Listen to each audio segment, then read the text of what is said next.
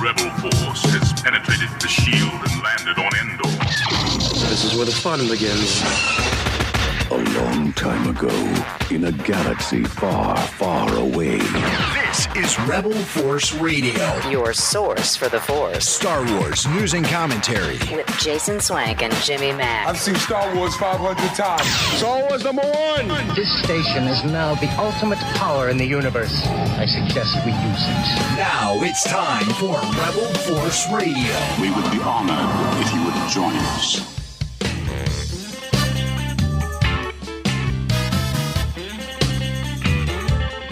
Oh, yeah, we sit back.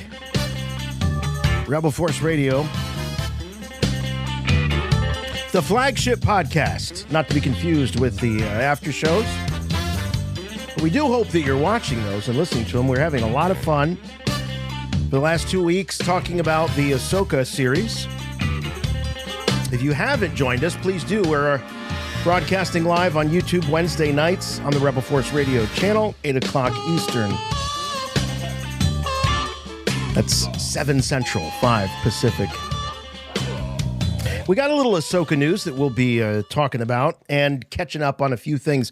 You would think after an hour and a half, 2 hours of talking about a 30-minute episode that we'd have gotten it all off our chest. But no, there's just still a few things, at least that I want to say. So you could consider this the after show in some ways. But that's not all. We also have...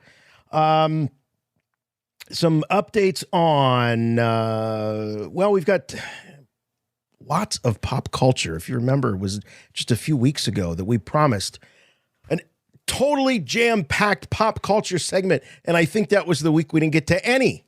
Maybe we got to one. I don't think we got to any. So we're going to take the opportunity this week to look at some of those. I mean, they're all listener submitted, so that's great. We love to have that. Show at rebelforceradio.com. That's your cue to email us if you are watching TV, or it doesn't have to be TV, it could be a movie, whatever, and you hear a Star Wars reference in the outside of the Star Wars universe. We love to track that stuff. And bringing us the goods on in pop culture and so much more is, of course, with me as always, my good friend and yours from Chicago, Jimmy Mack. Hey, Jason. Hey, Star Wars fans. Yeah, I like the idea of the AHSOKA after show. A recap of a recap. Why not? But I mean, really, during the recap. Yeah. You know, I don't get a chance to see all the comments in the chat on the YouTube page and everything until usually the day after. So I thought it would be a good idea to do a little recap because there was one comment in particular which I thought was kind of compelling. It was from Landon Lovett. I wonder if Landon Lovett drives a Corvette. Pretty convenient. What a silly thing to say. He says, what if Mandalorians, because, they talk in the show, very few Mandalorians have ever become Jedi. Right. And Landon says, what if Mandalorians all have very low midichlorian counts because it's been genetically bred out of them because they've been anti-Jedi for so long? Oh, that's a cool idea. And it's true. There have been very few Mandalorian Jedi. But yeah, but I mean, are we keeping track that way in the Star Wars universe? Who has the monopoly on Jedi knighthood if we're looking at it from a species or race standpoint? Right? I mean, clearly humans, they use that term in Star Wars? I think they do. That's the accepted term. I don't recall hearing human being. It's certainly muttered. In the books. Huh. Yeah. But, I mean, that's like saying, are there few Aqualish Jedi? Are there few Deveronian Jedi? Well, those guys hang out with the Jedi. And the possibility of procreation always exists. It's a very horny galaxy far, far away. And the Jedi are encouraged to love and be compassionate. But they can't be attached. They can't be intimate. Yeah, sure they can. Yes, they can. I don't know where you got that from. But they don't take a pledge of celibacy. The reason that they don't they don't, typically do that is because of the risk of starting a family. You can't, and that presents attachments. You have to avoid attachments. Romance presents attachment. But one night stands, who's to stop a Jedi? Well, who's to stop a Jedi, Swank? Even Obi-Wan Kenobi had a roll in the hay with Satine. Well, we know that we don't know how far that relationship went. We don't know. It went far. It went far. But Obi-Wan had to turn a cold shoulder to her because attachments are forbidden. Anakin says, we are encouraged to love. We are encouraged to be compassionate. In that sort of like Jesus Christ kind of love. Oh, like and love Jesus got some too, pal. You ever hear Mary Magdalene? Okay. You see Jesus Christ Superstar, I think the show's only been going on for 6 minutes, and I think we've offended everybody that's listening at some point. No, you have. I want to go back. I have. That's fine. I'm offended. You've offended me. Let's go back to... I thought that was a good comment. I think thought, it's a great comment. I like the comment. Going back to who was it? Justin? Landon is saying that the claim in Ahsoka that by Hu Yang, that there have been very few Mandalorian Jedi. Yeah. In fact, I was just looking at a clip. I sent it to our own Jedi Council, but it was a clip from Rebels. And Kanan is complaining about how stubborn Sabine is. Yeah. And he's talking to Hera, and he's like, she's just so stubborn and she goes, Mandalorian? He's like, yes. So I guess we can be stereotypical when it comes to Mandalorians, but I do Star like Wars this idea. Is full of stereotypes, of course. But I do like the idea that because the Jedi and the Mandalorians have been pitted against each other for so long, that yes, the Mandalorians would become suspicious of anyone with a high midichlorian count for their penchant to likely become Jedi or wield the Force, distrustful of this, and they would probably put them in camps, maybe even commit genocide against them. That's an interesting idea. Therefore, very few with a high midichlorian count. And that's just one thing that they might do. Who knows? Maybe they use some sort of genetic manipulation to prevent some sort of connection to the Force or midichlorians. Yeah, very cool idea, very cool concept to explain away why this is the case. You might also make that's a biological argument. You could maybe make a psychological case that Mandalorians tend to be very, very independent, don't take to authority figures very well, and therefore, that may be, yeah. But I love the thought. And also, Hu Yang saying it's very rare for a Mandalorian to become a Jedi. That isn't a statement saying that Mandalorians aren't touched by the Force. Right. Yeah.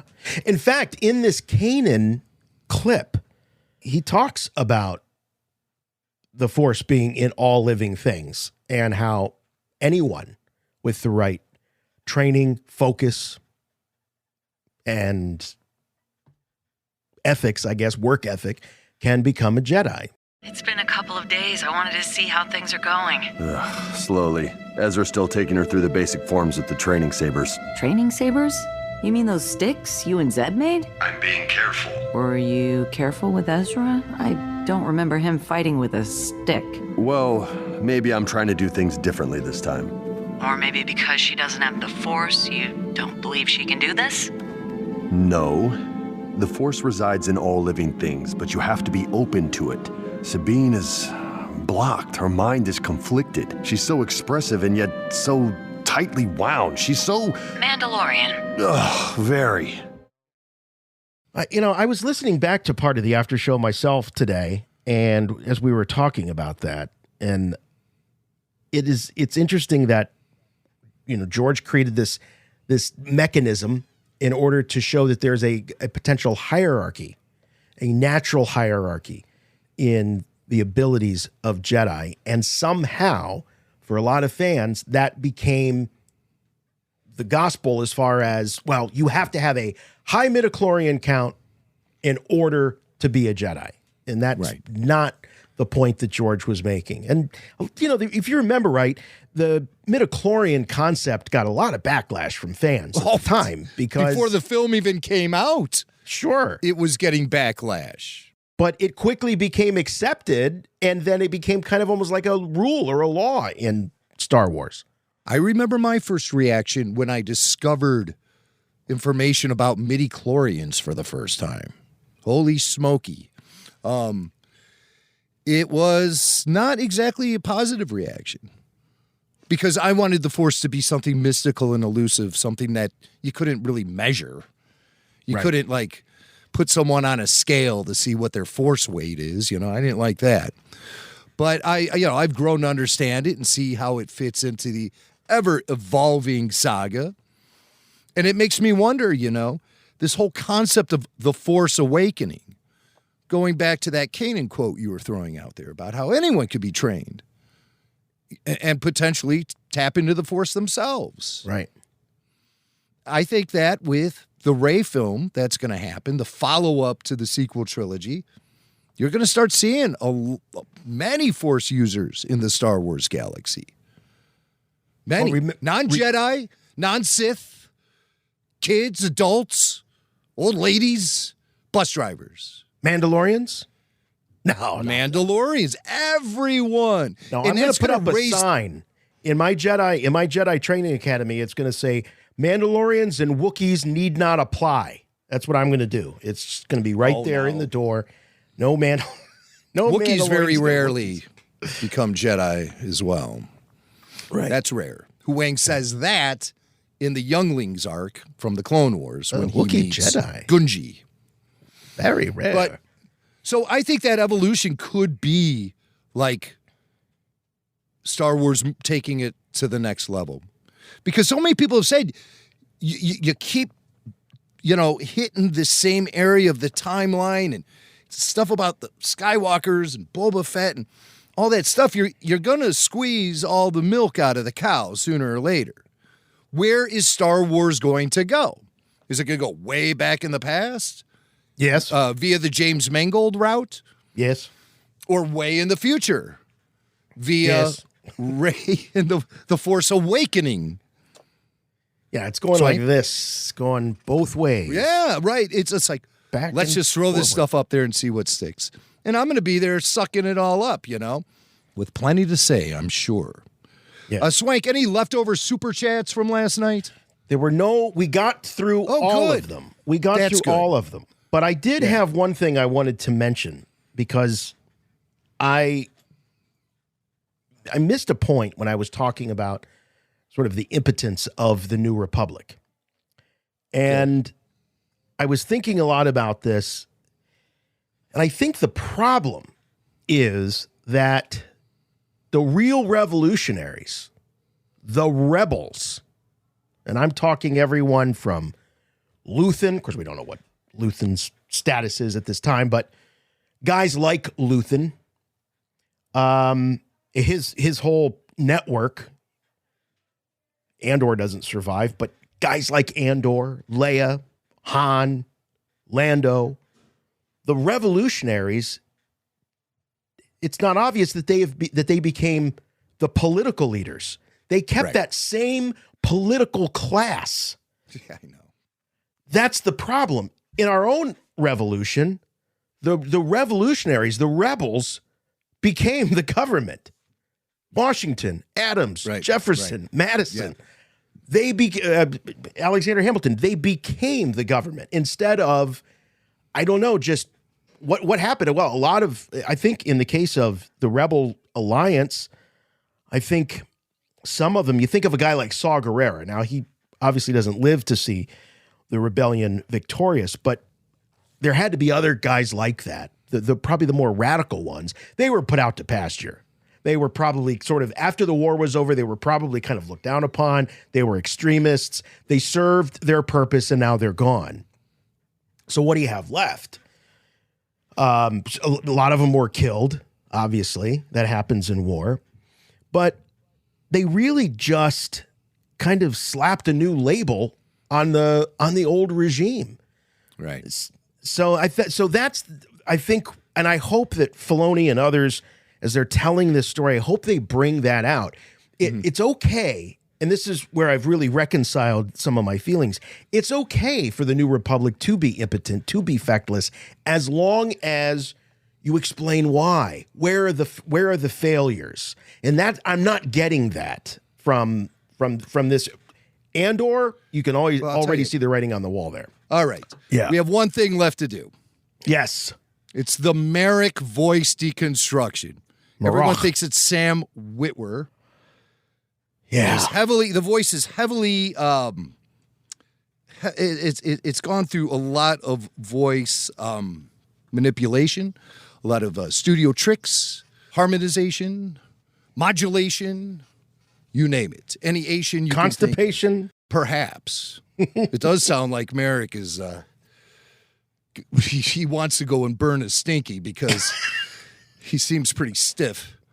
But I picked out one quote of his from the show where he says, she's on the wing as they're approaching AHSOKA Starfighter and they see her with the lightsabers there. Oh my God, please play the clip of Shatner from Twilight Zone saying, he's on the wing. Don't you see it? He's on the wing. Right. I remember that one. But she's on the wing. Watch that Twilight Zone episode, folks. It's great. Classic William Shatner. So I have the clip here of him saying it. Okay. And it's so processed and it's stretched and it's pitched down. So let's hear it. She's on the wing. Oh, wow. She's on the wing. It almost sounds like it's so stretched out. It almost sounds like he's saying she's on the wedding ring. Listen to him. She's on the wedding. Yeah. It's like wedding ring. Yeah. She's on the wedding.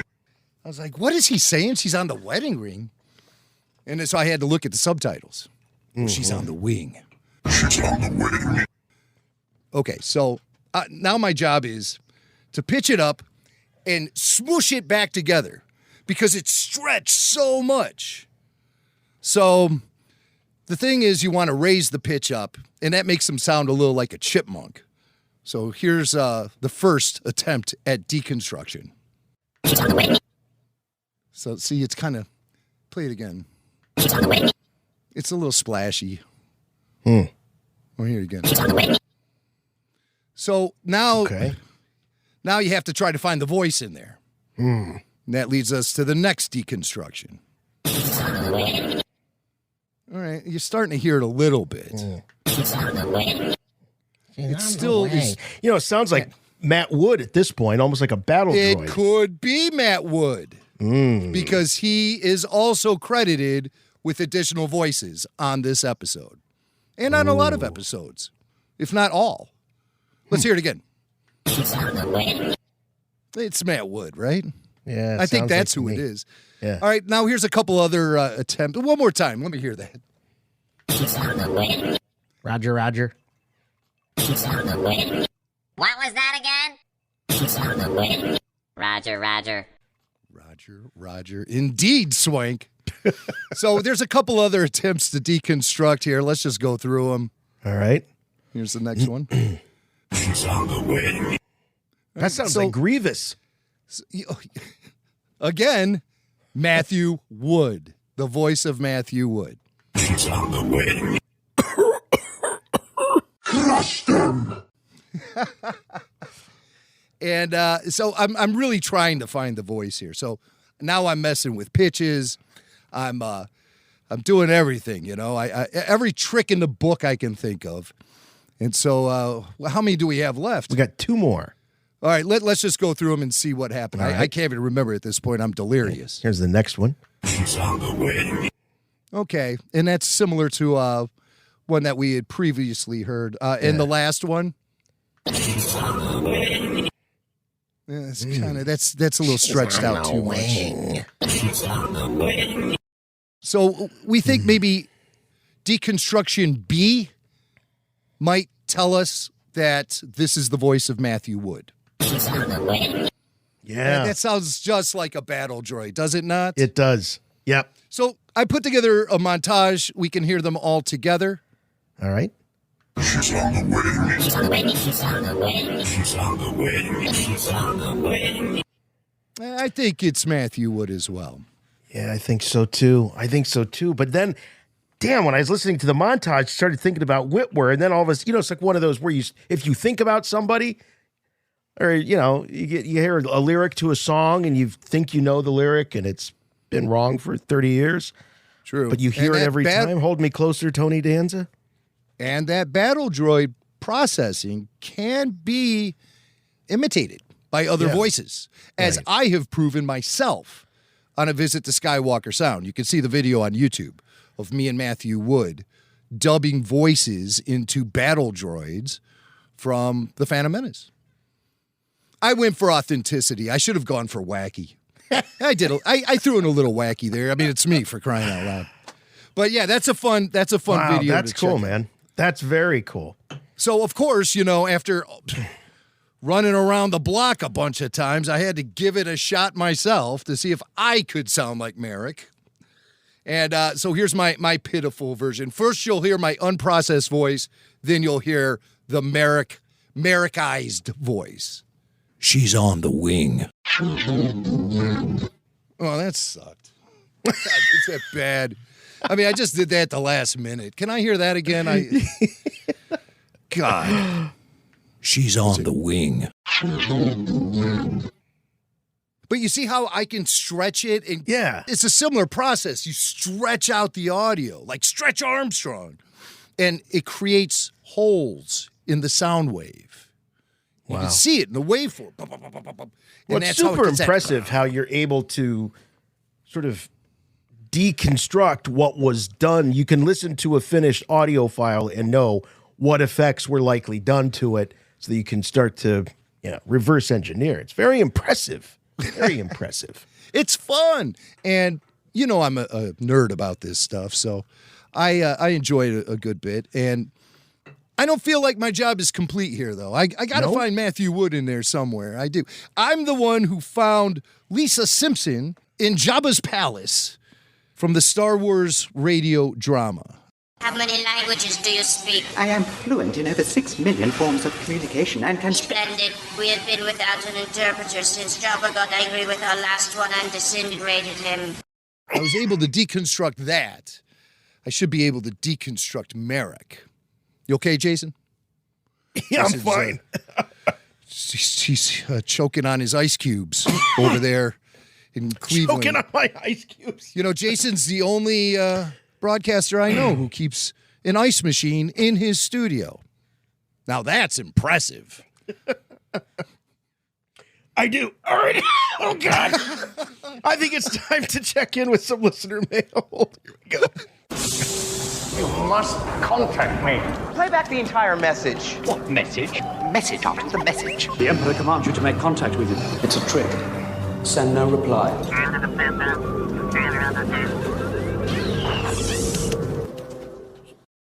Chris here from beautiful Charlotte, North Carolina. This whole thing that, this abortion of fandom that you guys talked about during the AHSOKA live, the inability to critically analyze art, it seems such a ridiculous concept. It's like, I'm a sports fan, right? I'm a hardcore New England Patriots fan. And Patriots are great, right? Historically a fantastic team. We suck right now. Plain and simple. And it's like, I can be a fan of the team and still be critical of specific players, specific plays, or the team as a whole's performance. And that doesn't mean I'm not a fan, and it doesn't mean I'm not a person who's absolutely in love with the community, with the fandom, with the team. But you got to be able to be critical of performance. It's very, very simple. Thought that was a great analogy. Take it away, fellas. Well, thanks, Chris. I think it is a great analogy. And, back, I can tell you, to pull away some of the curtain here, back when we first started and Mac got involved with the podcast, I mean, he recognized very early what what I was trying to do, which was sort of bring that spirit of talk radio, sports talk, political talk to Star Wars. That was the idea.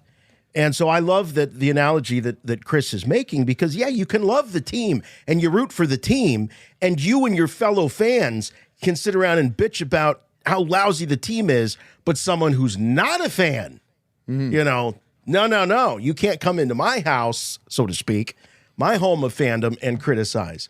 So, Jim, I think it's a good analogy. I think it's very fair, and that's really how I feel when I'm always rooting for Star Wars to win. I want every episode and every film to be great, but at the same time, as fans, we got to sit down and digest this stuff and talk about what we liked, what we didn't like. And that everyone should be mature enough to handle that. I think it's a healthy conversation to have. And I also understand why some people are a little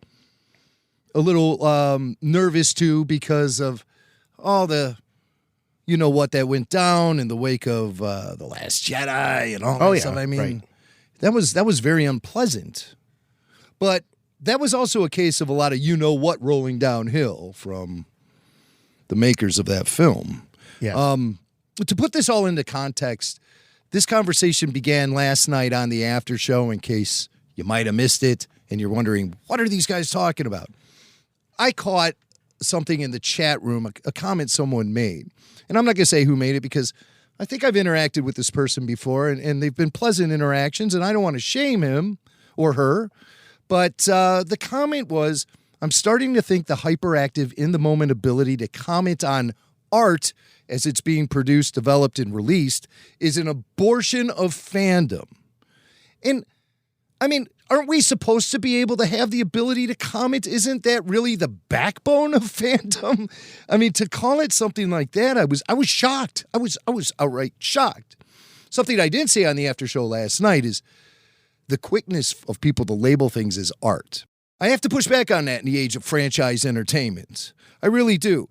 While, yes, I believe shows like AHSOKA have artists contributing to it, and we see artwork within it via written word, via special effect, via acting performance. I mean, a bunch of those things.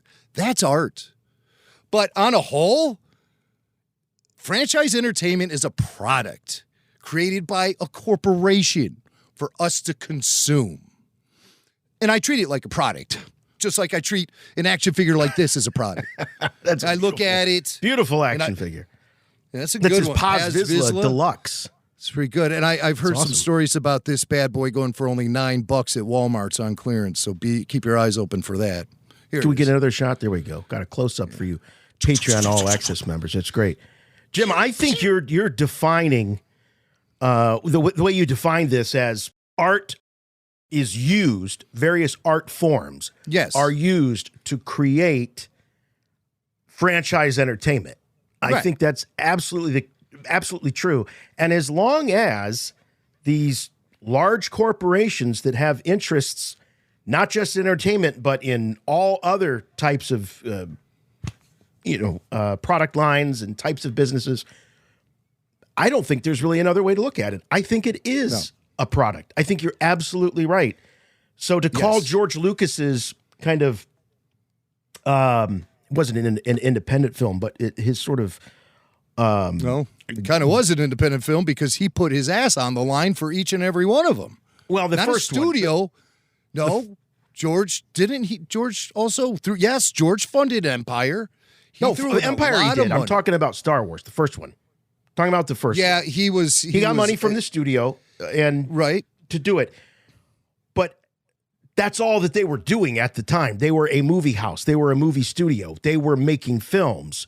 Whereas today, as you call it, franchise entertainment, it hits different. It's not the same. It's almost a commodity now because there's so much of it. So there's not a scarcity to it. Right. I just want to back up what I'm saying because I just said it and I didn't really back it up with anything. But my rationale behind making a statement like that, franchise entertainment isn't art, it's a product. The rationale I have is because there are too many non-artists working on these things. There are too many voices at the table who have no business touching anything considered art. And that's just the fact. It gets so filtered and watered down by the time we finally see it. That, I mean, it's crazy. Like this whole lightsaber into the gut thing. All right, now I'm going off onto a tangent. Big time. I think that's happening because the Disney company doesn't want to see characters on screen getting dismembered. We have not seen anybody like lose a limb or anything in a Star Wars film. And even with the video games, there's now a setting, dismemberment on, dismemberment off. So there's a real sensitivity among corporate America about visualizing people getting dismembered. And so the lightsaber in the gut thing now appears to be the thing that happens to the characters that changes them, as opposed to losing a hand and then having it cybernetically replaced. Now it's a saber through the belly. And if you survive that, you'll be a different person. Yeah. Or you'll be evolved. You will have grown or something. Yeah, being impaled, I think that's step 4 in Joseph Campbell's hero's journey. You must be impaled. Yes. Right. Through the stomach. Straight through where we can see the blade poking way out the back. Yeah. Yeah, no, the proliferation of non-artists in making film and entertainment today is, and look, there were always business people, right? There always have been business people associated with the making of films and television. There's no question. But they weren't necessarily sitting there breaking things down, adding their input to the final product, or even having parameters or mandates like the one you just mentioned, which is a possibility about this no dismemberment, which that was kind of a fixture in Star Wars, you know, things getting whacked off. That was a theme, getting the hand chopped off. That is where it just doesn't ring true anymore, is there's just too many cooks in the kitchen, and those cooks aren't all great chefs. Some of them are, well, fill in the blank. A food truck quality, or not even food truck quality, like McDonald's. No, they're the guy that should be running the cash register. Shouldn't be having his right. It hands shouldn't even be near the grill. Right. Yeah. Well, thanks, Chris, for that that wacky voicemail you left us. You told us to take it away. I think we did. Indeed. All right. Hey, before we go any further, I do want to mention, if you're new to the program, we do have more Rebel Force Radio for you. In addition to the after shows that we're doing on Wednesday nights on our YouTube channel, there's a whole other pile of podcasts and content that you can find on Patreon. So if you head over to the rebelforceradio.com website, you can check out our Patreon link. It's over on the right rail. Just tap on that. If you're not a member, you can sign up today. And Jim, if they do, what do they get? Well, this week, you heard us talking about it a little bit on the after show last night. We released RFR Q&A 177. God, I can't believe there's been 177 of those. This one is Turtle Wars, Turtles and Star Wars. That's right. We did a whole show about it. Well, not the whole show, but there's a lot of interesting talk with Chris Turtle Wars Hagen in this episode. Chris has been studying turtles of the world since he was 4 years old. And he helped set up the Turtle Survivor Center, or Turtle Survival Center. 2 shows a week, folks. I'm running out of words. Turtle Survival Center in South Carolina. And that's like one of the top organizations in the world that does turtle research, and they support other wildlife also. It's an amazing conversation that I just never thought I'd have. That's what I love about these Q&As. Never know what you're going to get. I never know what I'm going to get. I never did a show with Chris before in my life. Now I can't wait for the next one. We also talk AHSOKA. We talk about live music and the return of Star Wars physical home video releases. And something of interest to fans of a certain age, respect for the older Star Wars fan. Which is, that's hitting home for me. because I think sometimes I'm the oldest Star Wars fan, but I know that isn't true. Do you make an equation to Turtles with old Star Wars fans? You know, that conversation happened, I think, before we got deep into the turtle talk. But that would be a nice tie-in, yeah. My line is, when we're talking about Turtles and Star Wars, faster, more intense is not part of the conversation. You know? Definitely not. Turtles are pretty slow, if you haven't noticed. There's a story about a tortoise and a hare. It's famous. It's famous. Look it up. Look it up. So that's what's going on Patreon this week. We wanted to have the Babu Freaks come in because Babu Freaks pay us a visit every month on Patreon. But I got sick this week. Oh, boo. I got Guys, I got to tell you. Cold. It was just. I've been working with this guy for, 17 years now. And I think I can count on one hand the times that you have been sick enough to call off the show. One hand. You don't do it lightly. No, I really don't. I'm a show must go on kind of guy. And unfortunately, the Babu Freaks had to get bumped. So the Freaks will be appearing soon in September. Trust me on that. And thank you, everyone who supported Rebel Force Radio on Patreon during the month of August. We kind of see some turnover each month, you know. And I'm happy to say that most of our listening audience are very loyal supporters, and they really enjoy the bonus features we offer them at RFR on Patreon. So if the weekly RFR and the after shows aren't enough for you, you'll definitely find more entertainment at patreon.com/Rebel Force Radio. Rebel Force Radio. Let's do headlines. I have good news for you, my lord. That's good news. Come closer, I have good news. All right. Illuminati hotties. Yeah, baby. Illuminati hotties. I don't even really know what this is about, but Mac put it on the rundown, and yeah, we've got clips. I assume that this is the group that put this song out that, or at least performed the song that we hear in episode 1 of AHSOKA when Sabine is making her getaway from that stodgy ceremony there on Lothal. Right. Yes, indeed. We have a little excerpt of that song, which I really enjoyed. That was one of my favorite scenes of the entire AHSOKA series thus far, is Sabine taken off from the city because she doesn't want to be around some lame ceremony, and here come the suits to shake her down when she's getting her speeder ride on and listening to the Illuminati Hotties. Well, it's Sarah Tudson, who is the lead vocalist for the band Illuminati Hotties, which is an LA all-girl punk rock band. And so I took this clip into the Sound Lab and tried to clean it up a little bit and give you a little sense of what the song is all about, because I don't think it's available now for purchase or download or streaming or anything. They haven't put anything from AHSOKA up yet, have they? I believe there is going to be a full soundtrack release coming next month, or this month, I should say. It is September, so I don't know when it's going to land, but they have been good about streaming Star Wars TV show soundtracks. But here's the song is called Igyah Kah. Igyah Kah.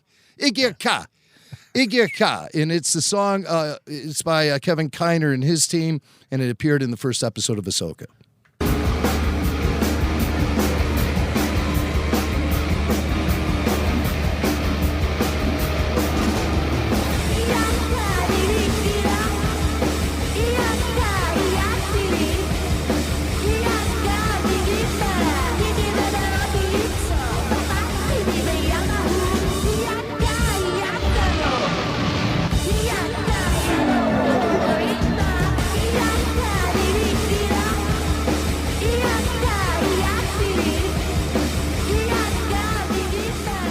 That was the one. That was it. I like it. Are they an American band? Yeah, they're in L.A. Oh, L.A. Okay. Yeah. And it was composed by Kevin Kiner, Ludwig Göransson, Dina Kiner, and Noah Gorlick. So the Illuminati Hotties, they performed it. Sarah Tudson sang. I don't know if it here. You know what? We have some information here via an interview with Illuminati Hotties lead singer Sarah Tudson with Pitchfork, and she says Star Wars composer Dina Kiner has been a friend and collaborator for years. And when she reached out about grabbing some vocals for a top secret Star Wars project she composed the score for, I was game. I was, of course, excited to help, but when I knew the cue was all about going full gremlin mode, I knew I would crush it for her. See, that's rock star talk there. Yeah, I don't know. I can't really. Full gremlin mode. You know. Yeah. Honored to be such a part of such a special universe. So it sounds like it's just her, and you probably have Kevin Kiner's band, his brother. I know is a musician, and his wife. They probably. I'm assuming that's his wife. They probably whipped this thing up in the studio and brought Sarah in, and she laid down those awesome vocals.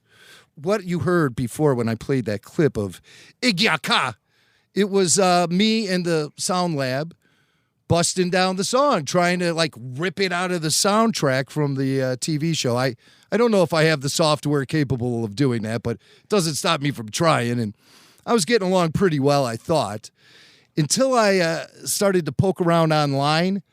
I was looking for actually an interview from Illuminati hottie Sarah Tudson. I was wondering if maybe she talked to somebody on camera about doing this song for AHSOKA. I would have liked to hear her talk about it as opposed to reading the Pitchfork interview.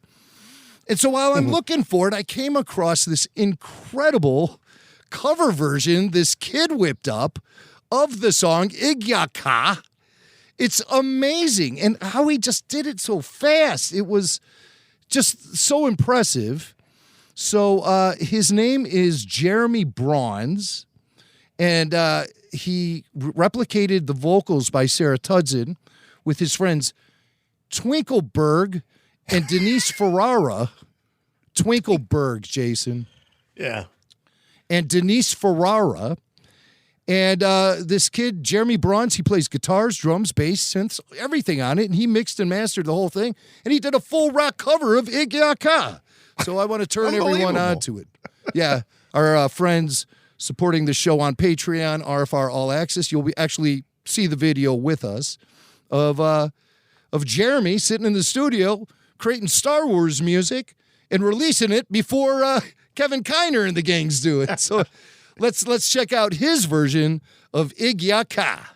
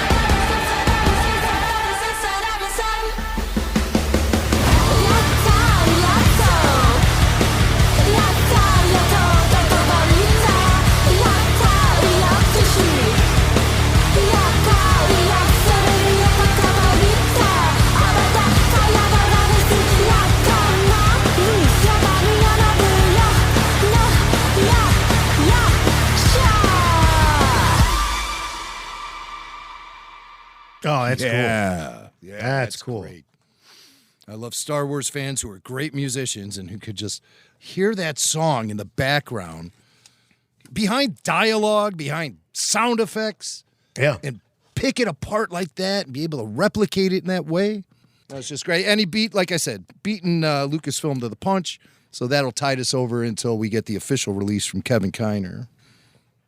Yeah. I wonder if the Illuminati hotties are going to start performing this live in concert. Hey, was there any confirmation as to what the language is that she's singing? Does she mention that? No. I still feel like it's Huttese, but it's top secret. That's all she says. It's a top really? secret project. Okay. And she's honored to be there. But I'll go with Rodian if you want to. I'm going with Huttese. Okay. Is that the same as Rodian? I think it is. I think Rodians do speak Huttese. Yeah. I think it is. It's a very popular language in the Star Wars universe. Well, yeah, because Very if you can't speak it, you're dead. Yeah, right. The Hutts right. don't mess around. No, sir. No, Right. sir. So Well- that was awesome. That was awesome. Yeah, it was great. Okay, if you don't mind, we need to get a little bit serious here. Something we rarely do on Rebel Force Radio. We always like to keep it very light. But there's no keeping this light, and that is the fact that this month has been a rough one for Star Wars fans, in particular, the Rebel Force Radio family of friends. As a matter of fact, there was a tragedy that was playing out in real time as we were recording the after show. I had just gotten home from the day job, and I opened my phone and I was looking at Facebook just to see. Yeah, I always like to see what the reaction is when we're about to go live with an after show, see if people are excited and they want to tune in. And the first thing that I saw was a post by a longtime friend of the show, Marcus Dohring. And Marcus was well known across all walks of Star Wars fandom, in particular the 501st. He was a very, very charitable guy. He was always helping other people. And he had written a post, a very, very personal post. I'm not going to read it here, but the sentiment was that he was very, very sorry for something, and he was asking for forgiveness and for prayers for his wife and children. Immediately, friends started to post and comment and respond to Marcus, including our own Paul Bateman, who was one of the first to post saying, "Hey, Marcus, give me a call. Give me a call." I knew that Jimmy had a relationship with Marcus, was friendly with him, and hoped that he might have his contact information. So I sent it to Mac. And Jim, I know you started to send him texts, try to call him, and there was no answer. Write the voicemail, yeah. Right. Yeah, it was, I just had to spring into action immediately, and I started sending him texts. I'm here for you. I'm here for you. And then as a last-ditch effort, a Hail Mary, I texted him pictures of his children. He's leaving behind a family. He just got married last year at Star Wars Celebration Anaheim. Steve Sansweet was the officiant of the ceremony. Marcus he seemed like he was just always there for Star Wars fans. He was at every event. He was always wearing, I've never seen him outside of cosplay, Star Wars cosplay, from the coolest looking stormtrooper to the most absurd pink shorts boom mic guy from A New Hope. And he was always there running with the hoods, the Wilrow hoods. He was really into the whole one way out thing from Andor. Yeah, that was one of his latest jams. Mm-hmm. Mm-hmm. And he was proud of the fact that he was going out there showing off his face for a change while cosplaying. And he was a podcast host of the 501st show. He was at every RFR live event. The first time I think I met him the first time I remember meeting him was at our big RFR kickoff bash in 2015, Star Wars Celebration Anaheim 2015. And Marcus was there, and he's just been a constant. You see the outpouring for him on Facebook. It's amazing. Did he take a selfie with every person who went to a Star Wars convention? What a popular guy. What a bright light in the organized fan community for Star Wars. People at Lucasfilm knew him. Everyone knew him. And he's no longer with us. He leaves behind a wife and 2 kids. You know, of course, depression is a very, very rough ride. And if you think you are feeling as desperate as Marcus did, you know, there's plenty of people you can reach out to. If you can't find the right person, reach out to me. I'll talk to you any time of the week if you're suffering. You know, poor Marcus, his family, I just feel so terrible for them. Yeah.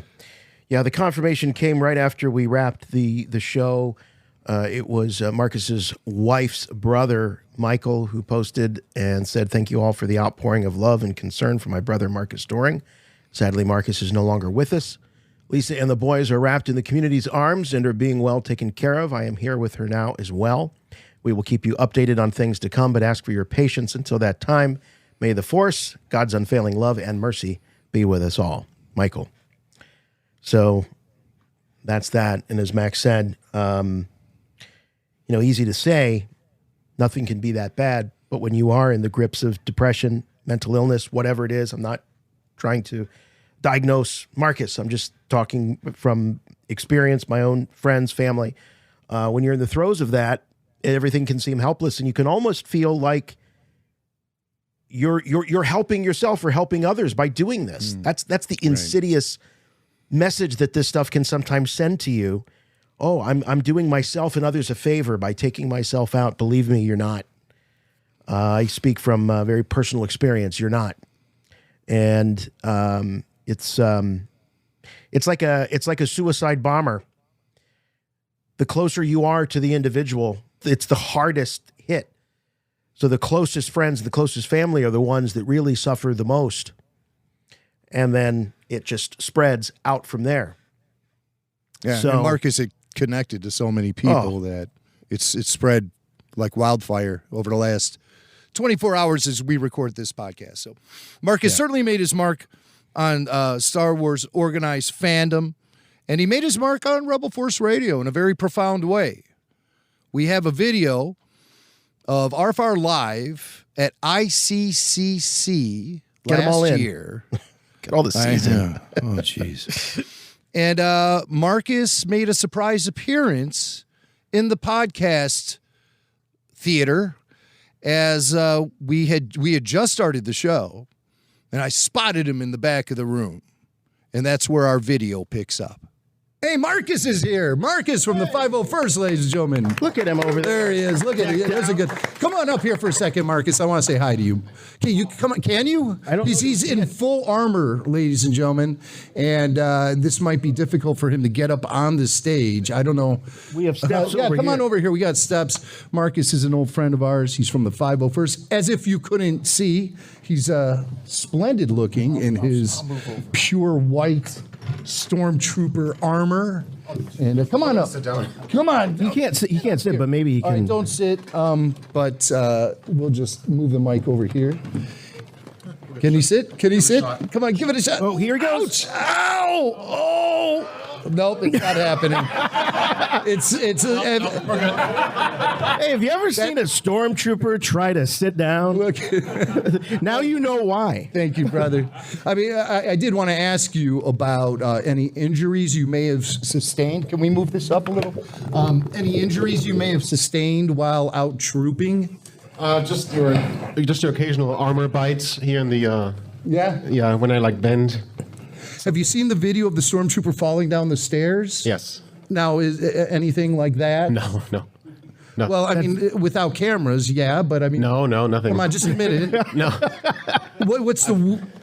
I don't know how to ask this question, but what was the weirdest thing you've ever done in stormtrooper armor? I have some guys strap my crotch, but that's about it. The line is forming now. So that's a little something we didn't know was going to happen here at the convention. But if people do want, I'm sure you'll maybe take a donation for a charity and they could come up and engage in that activity with you, right? Correct. Okay. If you want to give it a shot, live on stage. You're more than welcome to. All right. Marcus is available for photo ops throughout the entire weekend here at ICC. And crotch strapping. Yes. If you so desire. But the force is with him, and we're so happy to see I have a him. question for you. Yeah.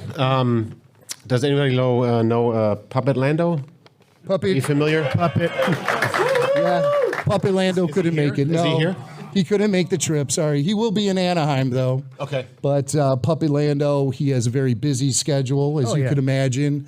And He's actually shooting a new music video. Yeah. Wow. Yes. Follow up to My Felt Needs to Be Felt.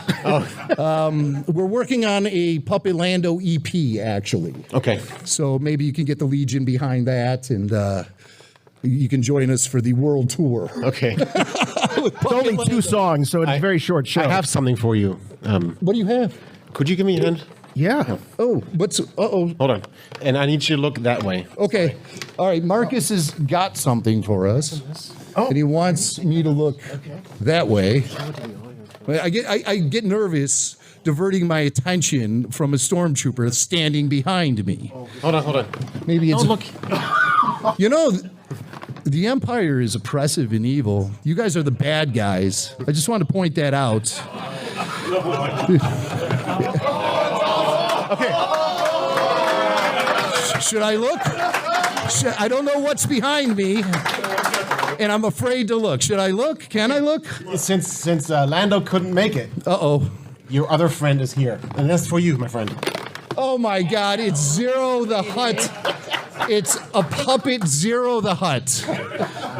Go ahead. Puppet Zero, ladies and gentlemen. Get your fingers in the straps. Do you feel the there's straps. I'm not a very good puppeteer. Thank you. All right. Here we go. Yeah, who needs the microphone? You and me. I can hold it. I got you. No, thank you. Nope. All right, look at the puppet, not me. Hello there. A senator in this neighborhood. Oh, the horror. I said, where did you get this? This is amazing. I had it made. This is crazy. I feel like I'm on some kind of weird. I mean, like, was something in this coffee? I don't know what to say. That's incredible. That is absolutely incredible. We're going to milk this thing for all it's worth for years to come. Ain't that right? That is... You damn straight. That is definitely... I love you, Marcus. I love you. I want to take him home with me. He's all yours. Talk about the gift that keeps on giving. Oh, you guys. This is crazy. This is crazy. Well, we're going to have to practice. He comes with his own box, too. Yeah. Like I don't know what kind of a recording career this guy's going to have. Oh, it's like a Muppet. Oh, I can use the stick and everything. For the hand, yeah. I don't know what to say, Marcus. I'm blown away. Ladies and gentlemen, Marcus Dohring, 501st. You like it? I like it. Are you kidding me? Dude, that's amazing. Wendy is going to be so happy.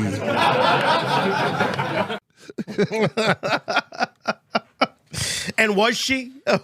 Do you remember when you showed Wendy Zero for the first time? I don't even recall any sort of reaction from her. I'm sure after all these years, she's just learned to go with the flow. That's funny. I'll have to ask her how she feels. Oh, that's one of Jim's puppets. In bed with us every night. Oh, man. Well, that brings back great memories. It's bittersweet to watch. And, yeah. So, I mean, obviously, for Marcus to what an incredible gift that would be, he obviously was a longtime Rebel Force Radio listener and knew all of our inside jokes and all He knew of that. them all. Yeah. He knew them all. Great guy. Great guy. He will be missed. Kyle Newman, just one of the comments that he made, we were talking about Marcus. He said, lovely and kind guy. He was helping in the Kid Craft area at last Star Wars Celebration, playing with my boys when we last caught up. Yeah. So, yeah, he was just one of those guys. He was around everywhere and volunteering everywhere he could volunteer. He loved the Star Wars fan community. He just loved it, and the Star Wars community loved him. Yeah. And we have more love to share with another. I mean, unfortunately, this is now an in memoriam segment.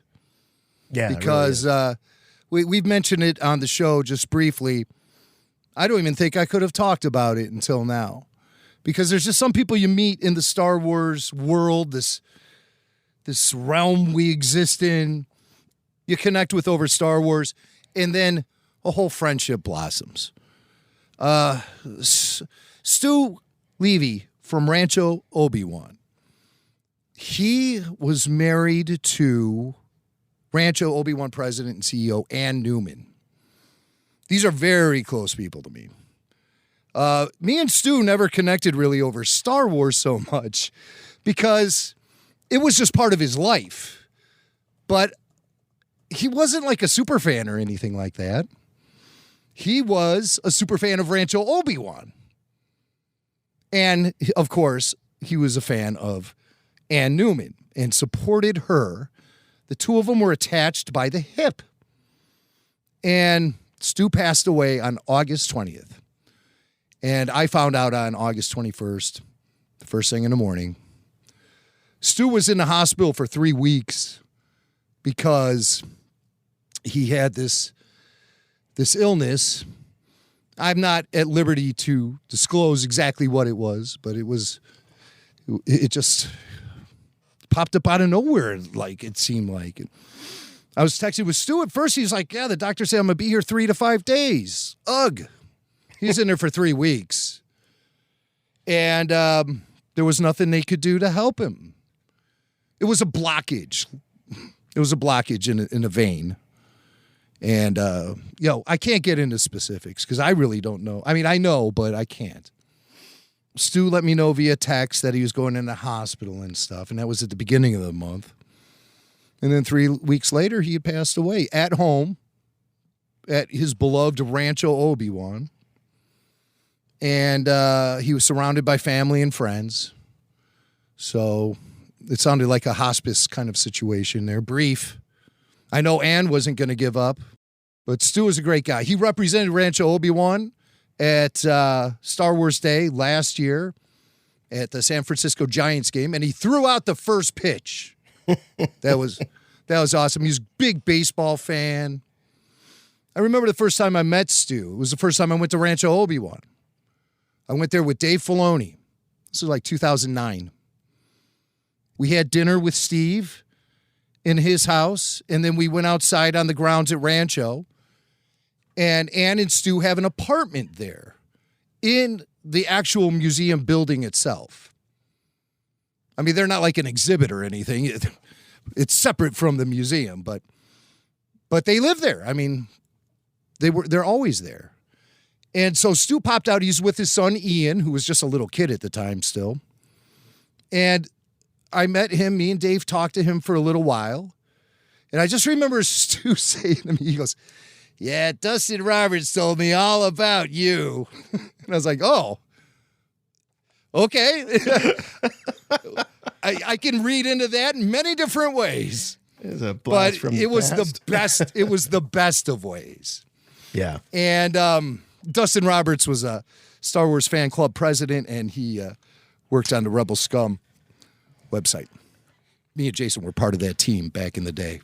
Yeah. So that was the first time I met Stu. And then me and him just bonded. At first, hanging out with Dustin at conventions and stuff, or Ann. And then me and Stu really got to know each other because I kept going out to San Francisco for Lucasfilm junkets and things like that. And Steve Sansweet was inviting me and Wendy to come out to the ranch and stuff, to Rancho Obi-Wan. And so I started going out there for Star Wars. But spending time with Stu and Ann, over the years, my priorities started shifting. And I started going out there for the people more than the wars. Because Stu would take me all around the Bay Area on hikes where we would, I'm from Illinois. It's the flattest state in the country. It's very exotic for me to climb a hill. And me and Stu climbed mountains. we hiked up Mount Tamalpais.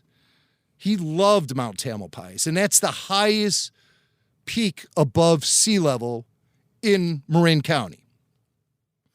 And he took me on my first hike there. It was very challenging. And I thought a lot of the challenge was coming from all the fine tequila me, Stu, and Ann drank the night before. And Stu he knew those trails like the back of his hand. And I would follow him, and he would go up this mountain like a mountain goat. And it was hard, it was challenging, and it was the most fun I've had in my adult life. Hiking Mount Tamalpais with Stu. At one point, we were at the trail. It was like right around by a switchback, and there's this big mud puddle. We had to jump it. So I backed up. I ran as fast as I could. Stu jumped over it, no problem. I ran as fast as I could. I flew over that mud puddle and kept on going over the ridge. And so I reached up, I grabbed the top of the ridge with my hands, and I'm on my stomach, about ready to go down. And Stu just dove down and grabbed me on the arms, and we just froze, and we're like on the ground looking at each other. I'm like, I go, Stu, I think I can climb up. He's like, oh my God. He was like, yeah, it was the funniest thing. So we get up Mount Tam, we come flying down it. That was a lot of fun. Then later that night, he shows me this book about trails in Marin County. And he opens up the Mount Tamalpais, and he points at the trails we were hiking up. And I'm looking at it. Collier Trail. This expert-level trail. I go, Stu! Expert level! I knew it wasn't the tequila. Yeah, he was laughing at that. It was really proud to show me of my achievement. But that was Stu, And he was the most real person I've ever known. He was the most no BS person I've ever known. He was one of a kind. He was the real deal. And I'm the big brother in my family. So sometimes I form relationships with dudes older than me, and they kind of serve as like a pseudo big brother to me. Stu was that guy. Billy would say, I took Billy out there one year, and we hiked Big Rock Ridge with Stu. One of the funnest days of all time. Hiked all around Skywalker Ranch and Big Rock Ranch and everything. Outstanding day. I just really loved the nature out there in that area. And Stu knew it like the back of his hand. And I can't climb the mountain without him. So that's the end of an era for me, man. And I'm really, really, really missing Stu. I cried for 10 days straight. Just a mere 3 days ago, I couldn't have been able to have the strength to carry on this long about Stu without breaking down. But I've cried out all the tears I can cry for him. And I plan on going out there in the next few months to see Ann and Steve and Bob, everyone. And Jim, what can you tell us put a little about closure, Put a little closure on it. Of course. What can you tell us about how Steve and Ann and Bob and the family there are holding up? Well, I've been in just a little bit of contact with Ann, giving her space. Mm-hmm. But I know that she's had family. Her mom and her sister have been out there with her. And, she's moving forward. Obviously very grief-stricken. Of course. But Ann Newman is one of the toughest, if not the toughest, people I've ever met in my life. She's Texas strong. And like Stu, the real deal, no BS. She'll pick up the pieces and move forward, and Rancho Obi-Wan will move forward, and Steve will move forward. I sure hope she's feeling the love that everybody has for her and had for Stu. Oh, yes. And if that's any consolation, I do hope that helps her. I will say, seeing Stu at the last Star Wars celebration was a hoot. We had we always had a lot of life in my room. I had the lanai view there on the patio, and so that became the after con. Yes, at the night. party room. It was the party room, and Stu always, no matter what was going on, he always found his way back to the party room in the evenings. It was he had options. It wasn't like Stu didn't have other options, but he wanted to hang with you. He wanted to hang with. I think he liked the vibe of RFR listeners and he loved RFR listeners. He thought RFR listeners were the best of Star Wars fandom, and I couldn't agree with him more. I always worry sometimes, because I knew you had such a close relationship with him. I actually saw him at the convenience store around the corner from the hotel. I was there buying some stuff, and I wasn't with you. And I thought, well, he's never going to recognize me without Mac. We're like a matching set. And I thought, well, I'll just cruise down the aisle, and if he, says anything, he says something. I don't want to bug him. And I didn't even get a third of the way down the aisle. He's like, "Hey, man," and he gave me a hug, and he's like, "Where's Jimmy?" So, yeah, it was awesome. Am I gonna miss him?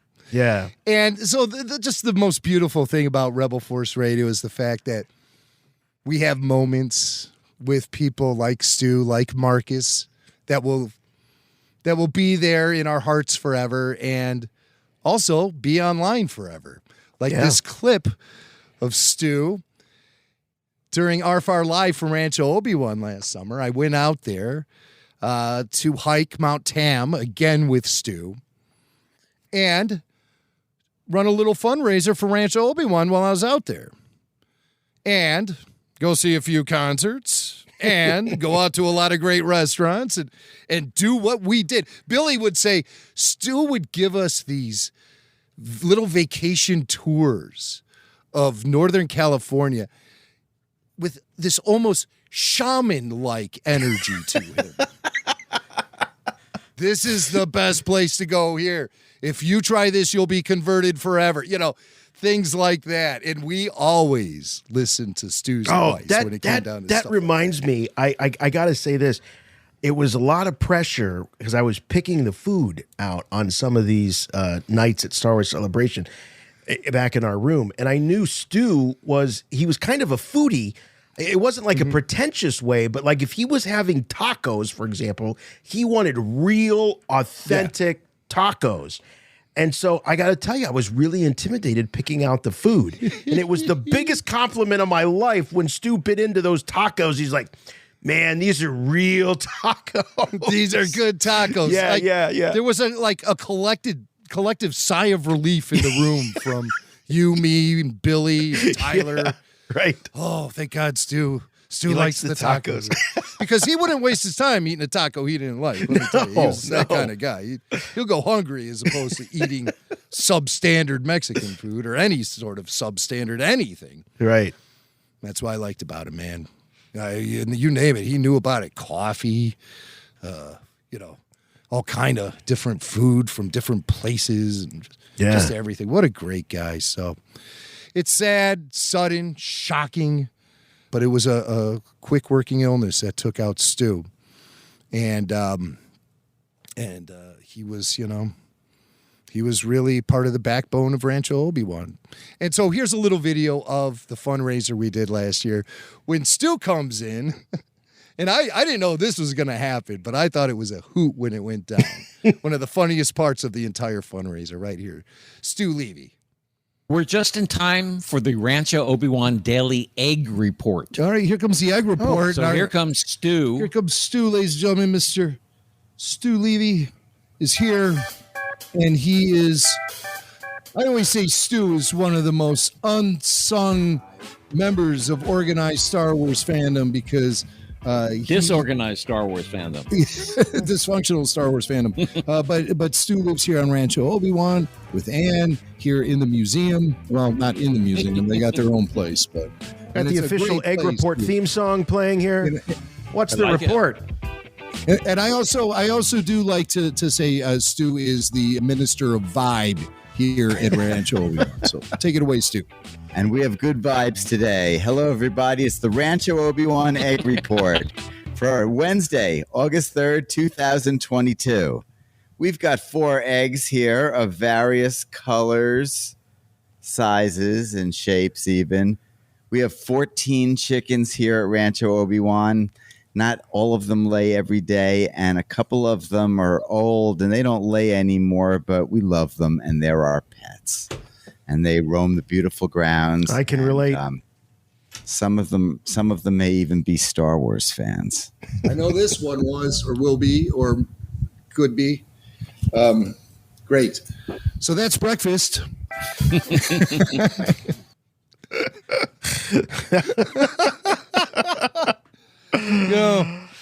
I took that trip last year.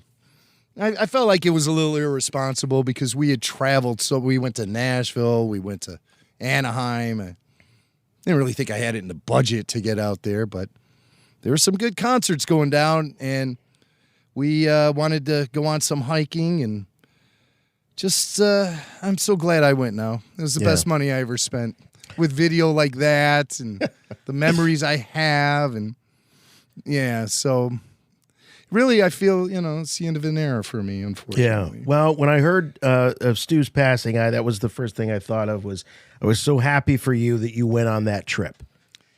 Yeah. And had all those good times. I mean, so many trips out there. And like I said, it was Star Wars that drove me out to the Bay Area, but it was the friendships that kept me coming back. And Stu was one of the best. So can we have just a little quickie 10-second moment of silence for our fallen friends in the Force, Marcus Dohring and Stu Levy, and then we'll jump into pop culture and get out of here. Let's do it.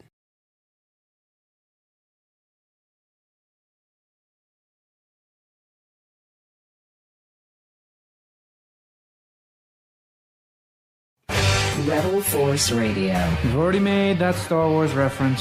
Your source for the Force. Star Wars parody! All right, I think we have time to knock some of these out here. They've been knocking around for a while. Got some good stuff, some shows that I've heard of, some shows that I've never heard of. Starting with a show I've never heard of. Never have I ever heard of this show. This is a show called Never Have I Ever. And it's a tip that comes from loyal RFR listener, Harrison. Maybe Harrison Ford himself. Probably not. And Harrison says, I was watching the 4th and final season of Netflix show Never Have I Ever. And in the 4th episode, the high school hosts a college fair. One of the main characters, Fabiola, talks with a Princeton recruiter named Akshara, played by none other than Inferno Squadron's Captain Iden Versio herself, Janina Gavankar. Star Wars Battlefront 2, Jason. Thank you. Captain Iden Versio. She's the main character in that video game. I think I have her figure. She looked like a TIE pilot, like a female TIE pilot. She's got that look. That kind of figure. I thought you were doing some weird plastic surgery to yourself. No, I don't have her figure. I have her action figure. Action figure. I got it. Hey, look, I can still be funny after the in memoriam segment. So here's the clip, Star Wars reference in Never Have I Ever, Season 4, Episode 4. The title of the episode is Wrecked My Future. Are you on the robotics team? Or is that like an ironic shirt and I am just proving how old I am? Oh, yeah, I'm actually the captain. Really? Is that something you want to study in college? Robotics? Yes, it's my passion. One of my best friends is actually a robot. Probably shouldn't have said that out loud. Well, Princeton has a phenomenal robotics team. They're building micro-mouse maze solvers, autonomous drones, and sorry to geek out, but this year they're building a fully functioning BB-8 droid like from The Force Awakens. Yeah, I'd say we have the best program in the Ivy League. Wow, a Force Awakens specific clip. Dang. Okay, so this might have been a little bit dated, but that's very specific. I love when they get that specific, so you can always it's easier to sort of tie it back to when it probably aired. That was top of mind. Indeed. So thank you very much, Harrison, for sending in that clip, that tip. I can't remember if they send in the clip or they just tell me where to find it and watch the monkey jump around. I think that was one of the monkey ones. All right, Home Improvement, Tim Allen's Home Improvement, one of those Yes. classic ABC sitcoms of back in the day. This comes from Jake. Jake, first time email. Wife and I sat down and watched some classic Home Improvement and found this gem. So here it is from Home Improvement Season 1, Episode 2. Early Mo on. Better Blues is the title of the episode. And Home Improvement, Tim Allen and the gang with a Star Wars reference. We're going to need a variety of tools today, so you want to make sure you get all your tools lined up with an easy reach. What's this one? Ooh, man. That's my Toland Precision Engineered Torque Wrench. See the gauge there measured pounds per square inch. You use this for all your delicate bolts, like on the engine head and when you bolt the engine to the chassis there. What's old? Oh, it's not old. It's experienced. This is the Yoda of my tool bench right here. The Yoda of my tool bench. I didn't watch much Home Improvement, I got to admit. Yeah, that was. I watched a little bit, but it was sort of. It was on a night that I don't know. I must have had something else going on because I was of the right age. It was the right time for me. But I did catch some in syndication during my college years. You know, like get home from class, there'd be like 3 or 4 episodes back to back. Tim Allen's a funny guy. Of course, the voice of Buzz Lightyear. And he's actually coming to Cleveland here in concert. He's back doing the stand-up routine. All right. More classic television sitcoms, network TV sitcoms coming up here. Now we're changing the channel over to NBC. And we're going to watch David Spade's Just Shoot Me. Here's a tip that comes from South Africa, Johannesburg, South Africa. Whoa. They're listening to RFR everywhere, Swank. Man. That's awesome. Unbelievable. That's awesome. So this is David. And David says, firstly, thank you for producing such a great podcast. I've been listening since the Pete days, so it has to be about 15 years or so. I think it's like 17. Yeah. And this is the anniversary, right? This weekend, yes, Labor Day weekend. And you mentioned Dustin Roberts earlier.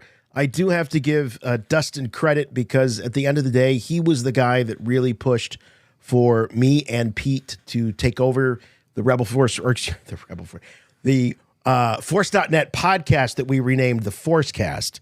And so Dustin was the guy that listened to the bad audition tape and said, these guys are okay. And they're better than the others. Yeah, right. You know what he said? He said, what I liked about you guys was that your voices weren't so nasally and annoying. Okay, so we're going to talk now about the prequels. And here we go. Unfortunately, there was a nerdy Star Wars stereotype that may or may not have had a little basis in the truth back in the day.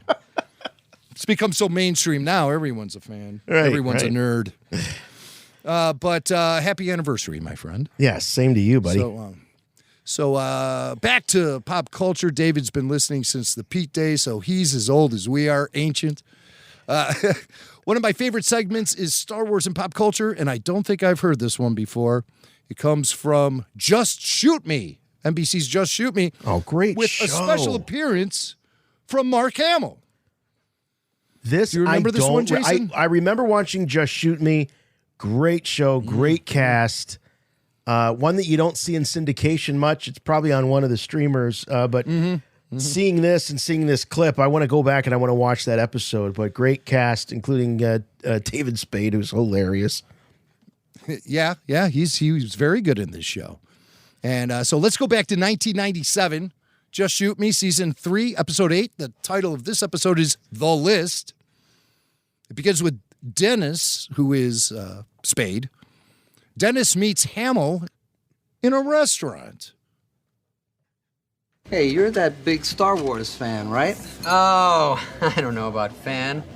I found the film's an amusing diversion. Why? Because Mark Hamill is sitting right behind you. Luke! Do you remember me? Well, should I? The 91 Sci-Fi Convention in Albany. You signed my Stormtrooper helmet. Yeah. That was a long time ago. At a convention far, far away. Okay, so 1997, if I may. Yeah. So 1997, obviously the year that the special editions were coming out. So Star Wars was very top of mind. And David Spade's character, not to nitpick, but calling out a moment at a sci-fi convention with Mark Hamill in 1991, I say impossible. Mark Hamill was very rarely at any kind of conventions. Now, he did do some comic book conventions in support of his Black Pearl comic book. And I used to get so mad because he would do comic book conventions and sign Black Pearl, but not Star Wars shows, and he wouldn't sign Star Wars stuff for a while. So that was a big turnaround. But anyway, so Wendy interviewed Mark Hamill while he was out promoting Black Pearl. Is that's right? I have a copy of that Oh comic book because of that. Yeah. Wow. 1996. Right around the same time. Yeah. Mm-hmm. Wow. Mm-hmm. Crazy. Yeah. So back to Just Shoot Me. Yes. And back to the restaurant with Dennis and Hamill. Mark would like some privacy now because he's having a meal with a friend who is like us here at RFR. His friend is grieving the death over a loved one. And so Mark would like to be left alone. I don't think that David Spade's going to take the hint. Hey, speaking of death. Do you think the Death Star would have broken the Rebel Alliance if Luke hadn't destroyed it? I don't know. I mean, if you had to guess. I don't want to guess. Look, I'm busy. Oh, of course. I understand you're spending time with a friend. Right. Again, my condolences. Must be very painful. But not as painful as when Darth Vader chopped off your hand, am I right? Look, I don't want to talk about Star Wars. Every day, you people with your stupid question. I'm sick of it. So just beat it. Back off. Go harass somebody else. I like that you hear shades of the Joker in there when he gets real mad. A little bit. You sure do. You sure do. This was sort of his get a life moment, right? Remember Shatner on SNL?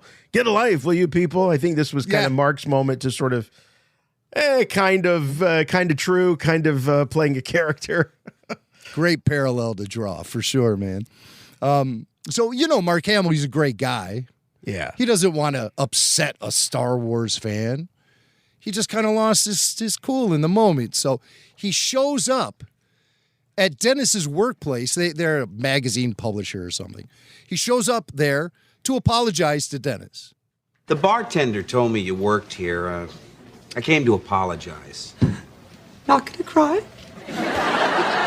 See, I shouldn't have said what I did, and, well, I'm really sorry.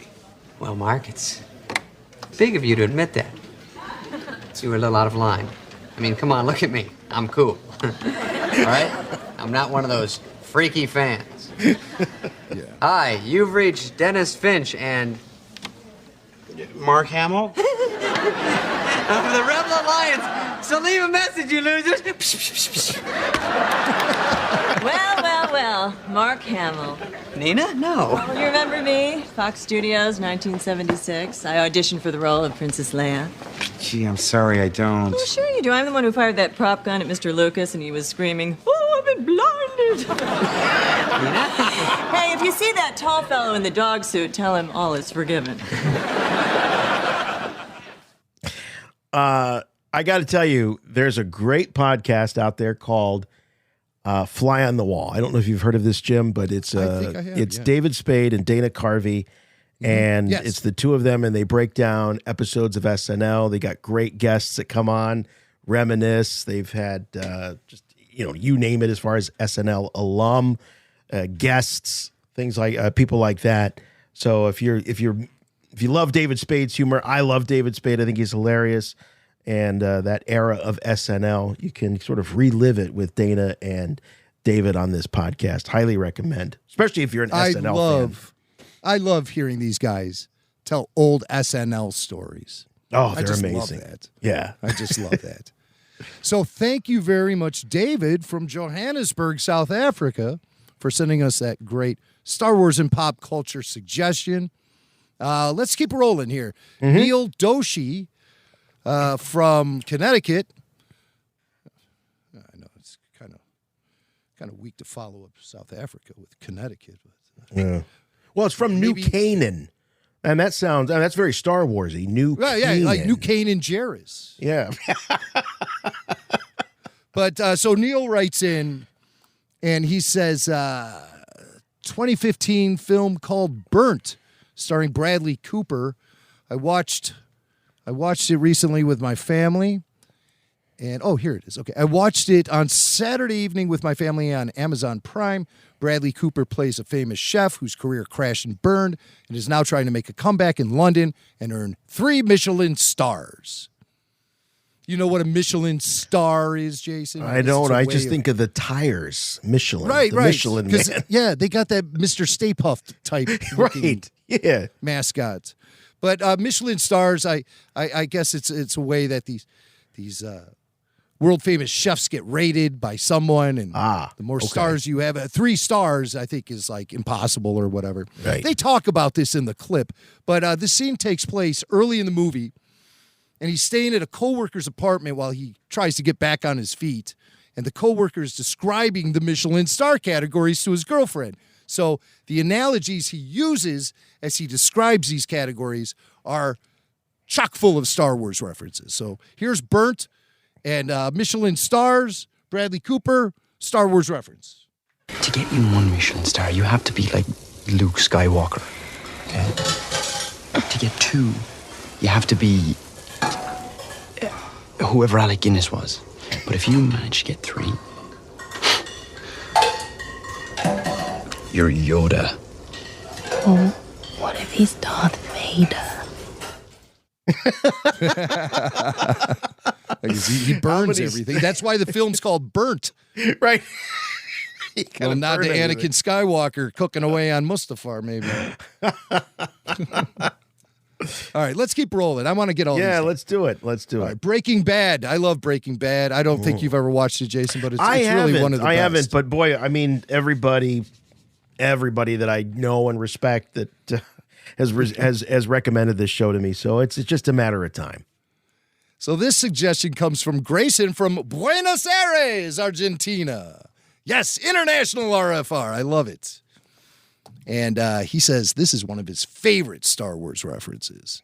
It's in Breaking Bad, Season 3, Episode 9. The title of the episode is Kafkaesque. And here's a Breaking Bad Star Wars reference. What's the point of being an outlaw when you got responsibilities? Darth Vader had responsibilities. He was responsible for the Death Star. True that. 2 of them bitches. Just saying. I don't think we're dealing with the sharpest tax in the box here. I never heard of the Death Stars referred as 2 bitches before. 2 of them bitches. I love it. I love it. Breaking Bad. That's great. That's great. All right, let's go to the Blacklist. You know, the Blacklist. Love this show. I was a big fan of this show, yeah. It was one of those that started out really strong for the first 2/3 of its run, and then it kind of started to peter out. But boy, when it was great, it was a great show. Was it James Spader? Yeah, James Spader was the lead actor. I love that guy. Mm-hmm. So Eric from California says, "Hey, Jason and Jimmy, I came across another Star Wars reference in the Blacklist. This time it's Season 10, Episode 18. This is the second Star Wars reference in the Blacklist this season.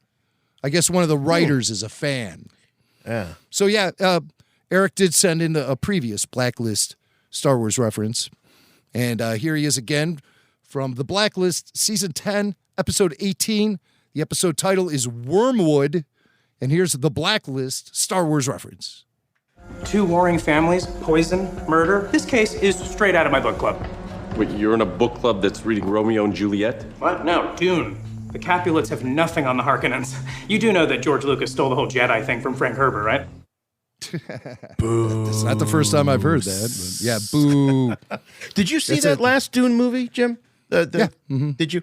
Because the second one is coming out here it's right around the corner, I feel like. No, right? it's not. They pushed it Did back. they delay It was it? announced. Yeah, it was just recently announced. It's being pushed back to March 2023, 24. So I'm sorry. Even these movies that are in the can, ready to go, they don't want to release them because they've got no star power to go out and promote them. Yeah, yeah. And I think that's going to be the case with the Skeleton Crew, unless the actors' strike gets resolved. Because you have the star power of Jude Law in the Star Wars universe. I think they're going to want to take full advantage of that. So okay, that's the trend of late, is to push things back until you have your stars on the red carpet. Luckily, they had a lot of appearances and comments by Rosario Dawson prior to. I think they knew that something was coming, and they were really pushing her out on a lot of platforms and podcasts and a lot of print interviews and things like that with her prior to Ahsoka premiering. Yeah, and that well is running dry, my friend. Oh, yes, it is. Running dry. Let's go to Abbott Elementary, finally a more contemporary show. Abbott Elementary, currently on ABC. And this comes from Jonathan, who says, hey, guys, I found a Star Wars reference from Abbott Elementary, Season 1, Episode 11. So the Season 1, Episode 11 episode title is Desking. And here's Abbott Elementary with a Star Wars reference. You ever have an experience where you wanted a different job than the one you were at?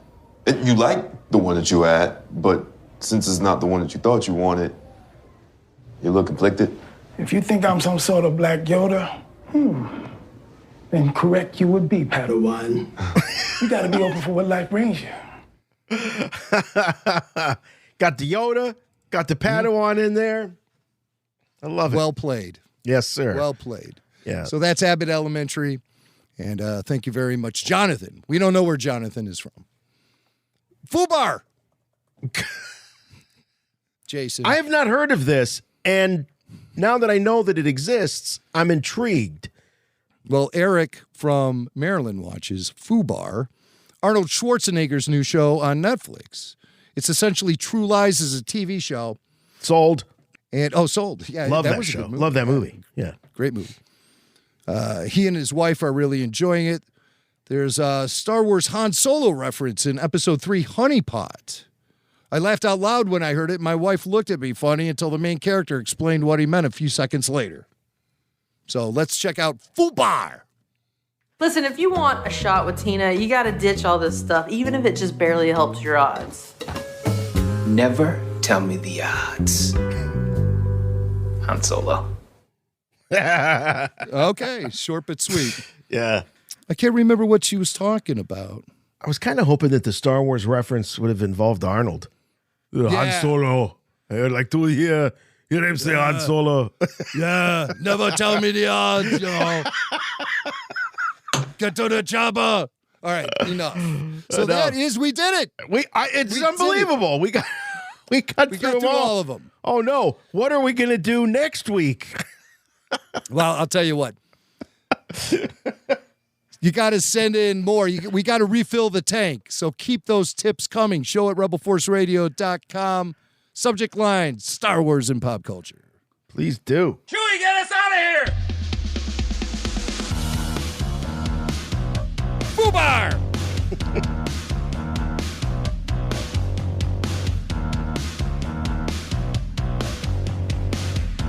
All right, that's going to do it for us this week on Rebel Force Radio. Thank you all so much for joining us. What a good time we had. Great time and great memories. So, Jim, I don't know if you got anything in your cup. I'm going to give myself another little splash. But a toast to friends. All right. Don't forget, you can get more Rebel Force Radio on Patreon, patreon.com/Rebel Force Radio. Weekly full show videos available, as well as a bevy of exclusive podcasts you can't find anywhere else. So don't think that you're going to just go on Apple Podcasts and subscribe to the Babu Freaks or the Q&A. No. You got to be a member of Rebel Force Radio's Patreon supporters. Great community of Star Wars fans. If you've been listening to the after shows, you hear the quality of the conversation that goes on with our callers. Well, the majority of them, because we put them to the head of the line and we can't get through all of our callers, the majority of who you hear are Patreon supporters of Rebel Force Radio. So if you want to hang out with more people like that, it's a great way to do it. Patreon.com/Rebel Force Radio. Also, help us get to 1,300 supporters. 1,300. That's the goal. We're climbing the ladder, slowly but surely.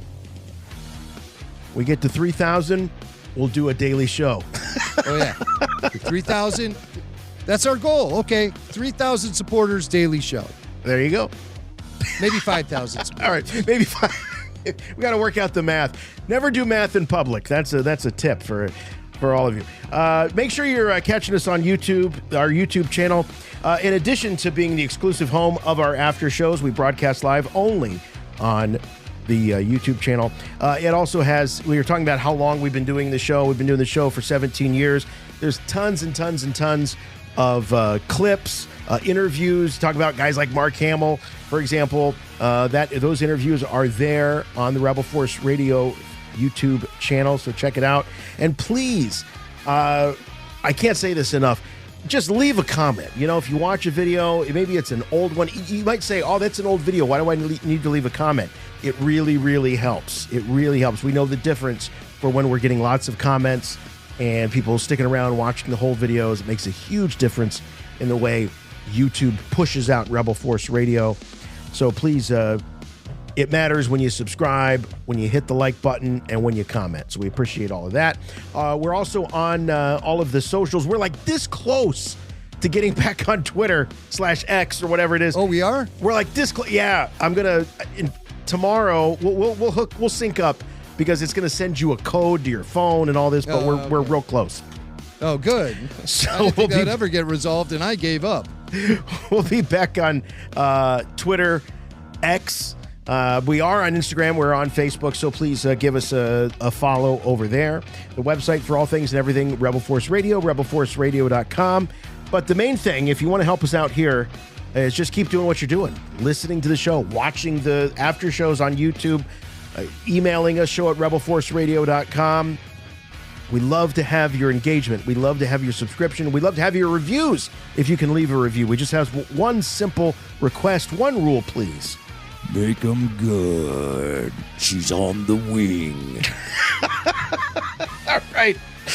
We'll be back next week. Don't forget, Wednesday, we'll be looking at part 4 of Ahsoka Season 1, Wednesday night, 8 o'clock p.m. Eastern Time, 7 Central, 5 o'clock p.m. Pacific Time. Be there if you can. It really makes a big difference. We had a great crowd this week, so we want this week's after show to be just as good, and then we'll be back with the regular Rebel Force Radio podcast. Don't forget that when there is a Disney Plus show going on, and we're doing 2 shows a week, the release schedule gets changed a little bit. So the weekly show will be released on Saturday mornings, so you can have it with your morning cereal. So that'll be true during the Ahsoka run, and then after Ahsoka is over, we'll return to our usual Friday evenings sometime in October. So that's it for us. We'll see you next time. Love you all so much. For Rebel Force Radio, I'm Jason. I'm Jimmy Mack. And remember, the Force will be with you, always.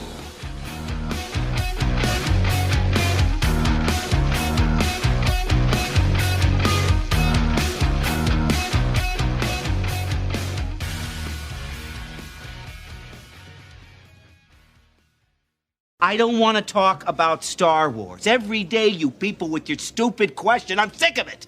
So just beat it. Back off. Go harass somebody else.